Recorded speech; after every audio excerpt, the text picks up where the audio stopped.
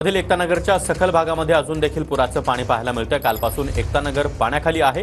अनेक नागरिकांचं स्थलांतर देखील करण्यात आलंय। खडकवासला धरणामधून मोठ्या प्रमाणात पाण्याचा विसर्ग करण्यात आला, त्यामुळे एकतानगर परिसरामध्ये मोठ्या प्रमाणात मुठा नदीचं पाणी शिरलेलं आहे आणि या भागात अजूनही काही प्रमाणामध्ये पुराचं पाणी साचलंय। कालपासूनच एकतानगर पाण्याखाली आहे। या ठिकाणचा वीज पुरवठा देखील खंडित करण्यात आलेला आहे, तर अनेक नागरिकांचं स्थलांतर करण्यात आलंय।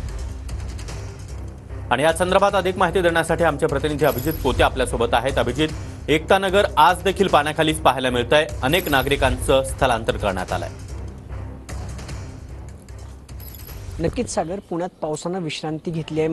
मात्र एकतानगरची जी परिस्थिती आहे ती जैसे ते पाहायला मिळते। हे सध्या परिस्थिती एकतानगरमध्ये पाहू शकतो। जे पाणी काल साचलं होतं ते पाणी अजूनही काही प्रमाणात या सगळ्या भागात असलेलं पाहायला मिळतंय। खरं तर या सगळ्या भागातल्या लोकांचं जे आहे ते काल स्थलांतर करण्यात आलेलं आहे। सुमारे 350 पेक्षा अधिक लोकांचं एकतानगरमधून स्थलांतर सुरक्षित ठिकाणी काल करण्यात आलं होतं। ही सगळी दृश्य पाहतोय आपण की या सोसायट्या ज्या आहेत त्या एकतानगर भागातल्या, इथं अजूनही पाणी मोठ्या प्रमाणात कायम आहे। खरं तर काल संध्याकाळच्या सुमारास खडकवासला धरणातून 45,000 क्युसेक पाण्याचा विसर्ग जो आहे तो प्रशासनाकडून करण्यात आला होता आणि तेच पाणी या एकता सोसायटीमध्ये आलं होतं। आणि काल रात्रीपासून काल सकाळपासून हे अग्निशमन दलाचे कर्मचारी असतील किंवा महापालिकेचे कर्मचारी असतील, इथं ठाण मांडून आहेत कुठलीही अनुचित प्रकार घडू नये, कुठलीही पूरसदृश्य परिस्थिती उद्भवू नये, कुणाही नागरिकाला त्रास होऊ नये म्हणून पुरेपूर काळजी जी आहे त्या सगळ्या परिसरात घेतली जाते। अग्निशमन दलाची बोट इथं थांबून आहे। जर एखादा नागरिक किंवा एखादं कोण आतमध्ये असेल तर त्यांना सुरक्षित ठिकाणी हलवण्यासाठी हे सगळे कर्मचारी कालपासून जे आहेत त्या सगळ्या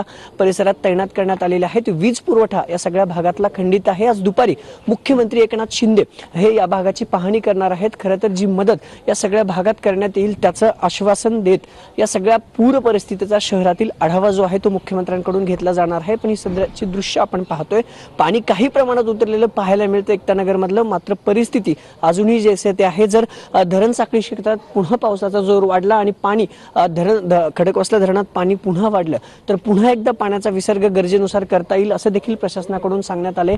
काल जो 45,000 क्युसेक पाण्याचा विसर्ग करण्यात आला होता, त्यानंतर एकतानगर मधली परिस्थिती सागर आपण पाहिली होती।